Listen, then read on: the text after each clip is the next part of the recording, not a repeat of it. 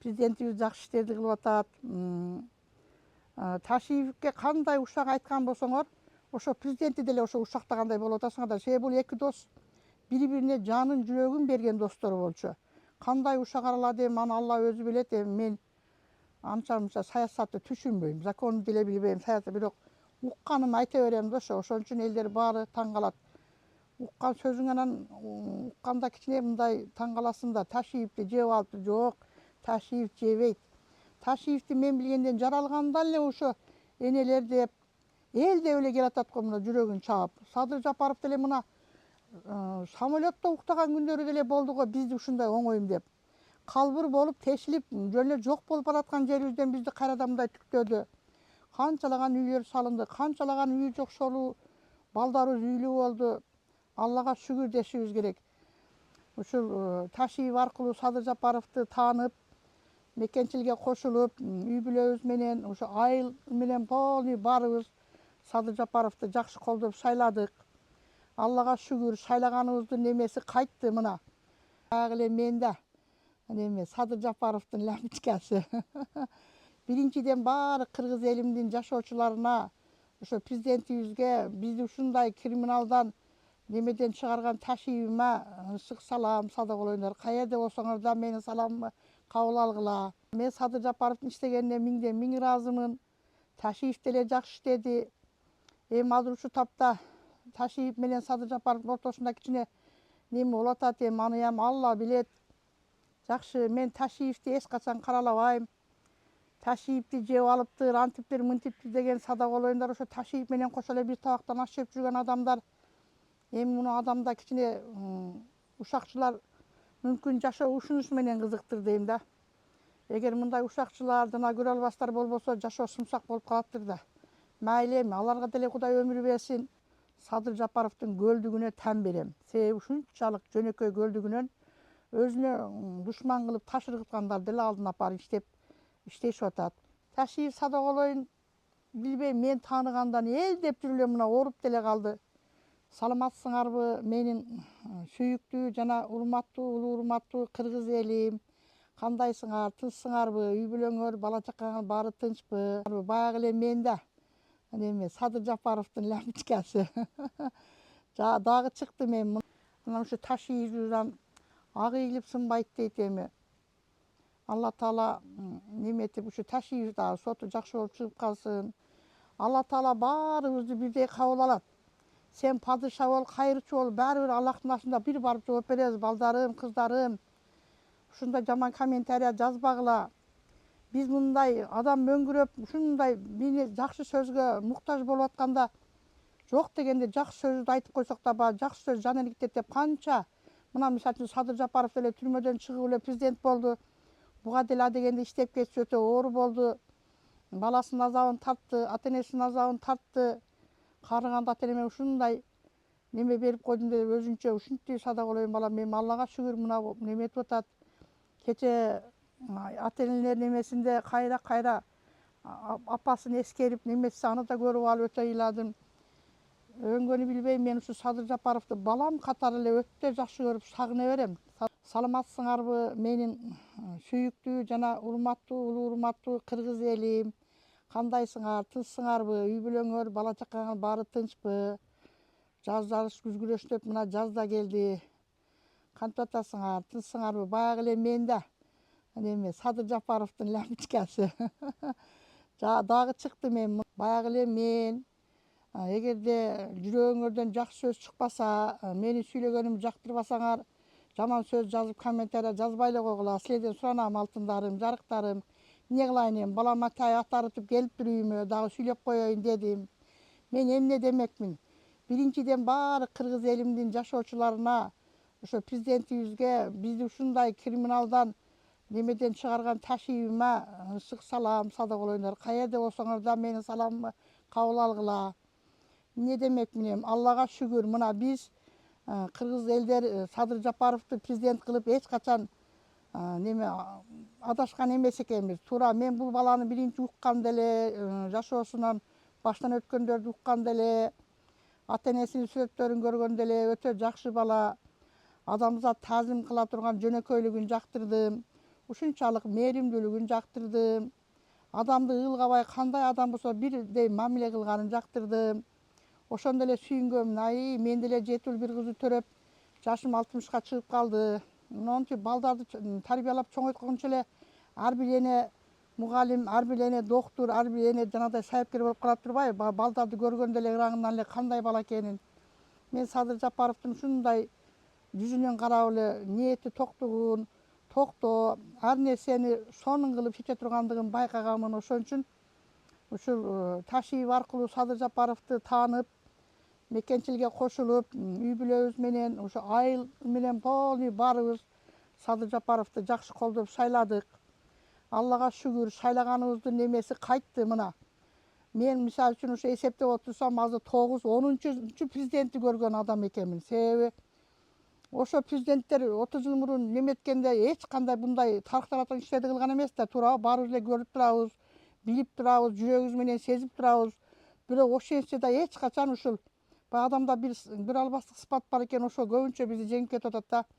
Мисалы үчүн мен Садыр Жапаровго, Ташиевге, ошонун жанында иштеген балдарга баардыгына ыраазымын, садак олоюңдар. Эч ким эч жаман иштеген жок. Мына Садыр шайлангандан бери балам мына туура оңдолбогон жолдорубуз оңдолду, мектеп, садиктер салынды. Качанкы президенттер унутуп калган жактарга светтер тартылды. Биз болуп кетип атабыз, билген адамга болуп кетип атабыз дегендей болуп кетип атабыз. Садыр Жапаровубуз дагы бир 5 жыл иштеп берсе, Аллага шүгүр, алдыңкы өлкөлөрдөн болуп калабыз. Мына биздин караматыбыз башына чейин асфальт болду. Жакшы жолдор болсо оңолуп атат. Бизди ким ойлоп атты эле ушул убакка чейин? Кайерге мына Ошко барсаң деле жол оңдогон жан. Кечээ мен мынакка жаңы туннелди көрүп келем деп барсам, эми Алла эле ыраазы болсун. Ай, мээнетти ушундук кылыптыр да, таштарды жарып өтүптүр, дөңдөрдү жарып өтүптүр. Карап туруп ошончо мээнет кылып ошону ачыптыр. Аллага шүгүр, бул да болсо Садыр Жапаровдун демилгеси менен курулуп аткан жолдор мына. Мына жерде биздин мисалы үчүн кыш көлүбүз көчкү жүрөт деп 30 жылдан бери асфальт болгон биздин кыш көлүбүз асфальттап койду. Буга бир сүйүнөбүз, жана жол азабы, көр азабы деп. Жол тегиз болсо базарга барып келсек де бизге жакшы экен да. Отуруп туруп эле 5 ман садыр садак олоюнга дуам берип атам. Анан жанагы бир жерге барып калсаң эле колуңду карап, жанагыдай ала турган, пул ала тургандар деле тыйылып калды, Аллага шүгүр. Радонго барсаң деле пул болчу, доктурга барсаң деле пул болчу. Ошону ошондор коррупцияны жок кылып бергениңерге шүгүр, алтындарым, жарыктарым, мен баарыңарды жакшы көрөм. Тынч болгула. Мен Садыр Жапаровдун иштегенине миңден миң ыраазымын. Ташиев деле жакшы иштеди. Эми азыр ушул тапта Ташиев менен Садыр Жапаровдун ортосунда кичине неме болуп атат, эми аны Алла билет. Жакшы, мен Ташиевди эч качан каралабайм. Ташиевди жеп алыптыр, антиптир, мынтиптир деген садак олоюндар ошо Ташиев менен кошо эле бир табактан аш жеп жүргөн адамдар. Эми муну адамда кичине ушакчылар мүмкүн жашоо ушунусу менен кызыктыр дейм да. Эгер мындай ушакчылар жана көрө албастар болбосо жашоо сумсак болуп калаттыр да. Мейли эми аларга деле Кудай өмүр берсин. Алла Таала баарыбызды бирдей кабыл алат. Сен падыша бол, кайрычы бол, баары бир Аллахтын ашында бир барып жооп беребиз, балдарым, кыздарым. Ушундай жаман комментарий жазбагыла. Биз мындай адам мөңгүрөп, ушундай бир жакшы сөзгө муктаж болуп атканда, жок дегенде жакшы сөздү айтып койсок да, баягы жакшы сөз жан иликтет деп канча. Мына мисалы үчүн Садыр Жапаров деле түрмөдөн чыгып эле президент болду. Буга деле адегенде иштеп кетиши өтө оор болду. Баласынын азабын тартты, ата энесинин азабын тартты. Карыганда ата энеме ушундай неме берип койдум деп өзүнчө ушинтип садак олоюн балам. Эми Аллага шүгүр мына неме этип атат. Кечээ ата энелер немесинде кайра апасын эскерип немесе аны да көрүп алып өтө ыйладым. Өңгөнү билбейм, мен ушу Садыр Жапаровду балам катары эле өтө жакшы көрүп сагына берем. Садак олоюн. 7 уулумду кандай көрсөм, Садыр Жапаровду да ошондой көрөм. Анан эл мени кандай түшүнсө ошондой түшүнсүн, мага Алла түшүнсө болду. Өткөндө комментарийде ар нерсени жазыпсыңар, мейли жаза бергиле. Жүрөгүндө жакшы сөз жок болгон адам анан айла жок жазат да жаман сөздү. Мүмкүн ошо жаман сөз да мага Алла Таала буйруп аткандыр. Мен эч кимден коркпойм. Мен эч кимге пакта коюшту билбейм. Мен бир жаш кезимде 8 бала менен беба калган аялмын. Өз күчүм менен балдарды чоңойттум. Аллага шүгүр. Эч качан харам жедирбедим, халал жедирип чоңойттум. Балдарым жакшы чыкты, жашоом жакшы эле. Бирок ушу Садырды ham бала катары өтө жакшы көрөм, сада болоюн. Садырдын эмесин укканда эле ушундай элдиреп жакшы көргөнмүн. Садырдын ата энесин сүрөттөн көрүп алып таазим. Чын жалган жашоодо көрбөсөк, чын жашоого барганда учурашабыз. Акыреттик, бейиштик эле болсо керек. Ата энесине таазим. Себеби ушундай сонун, жөнөкөй, өтө адам затты сыйлай билген баланы бизге чоңойтуп берген, тарбия берген ата энесине рахмат, тууган уругуна рахмат. Президентибиз жакшы иштерди кылып атат. Ташиевке кандай ушак айткан болсоңор, ошо президентти деле ошо ушактагандай болуп атасыңар. Себеби бул эки дос бири-бирине жанын, жүрөгүн берген достор болчу. Кандай ушак аралады, аны Алла өзү билет. Мен анча-мынча саясатты түшүнбөйм, законду деле билбейм, саясатты бирок укканым айта берем да ошо. Ошон үчүн элдер баары таң калат. Уккан сөзүңөн укканда кичине мындай таң каласың да, Ташиевди жеп алыпты. Жок, Ташиев жебейт. Ташиевди мен билгенден жаралганда эле ошо энелер деп, эл деп эле келатат го, мына жүрөгүн чаап. Садыр Жапаров деле мына самолетто уктаган күндөрү деле болду го, бизди ушундай оңойм деп. Калбыр болуп, тешилип, жөн эле жок болуп бараткан жерибизден бизди кайрадан мындай түктөдү. Канчалаган үйлөр салынды, канчалаган үй жокшолуу, балдарыбыз үйлүү болду. Аллага шүгүр дешибиз керек. Ошо колдон келсе дагы Садыр Жапаровду бир шайлап алсак, экинчи немесине дагы бир 5 жыл иштеп берсе, bundan да болуп кетет элек да. Менин оюмча элдин баары эле 100% Садыр Жапаровду деп турат, Аллага шүгүр. Анан ушу Ташиевден ак ийилип сынбайт дейт эми.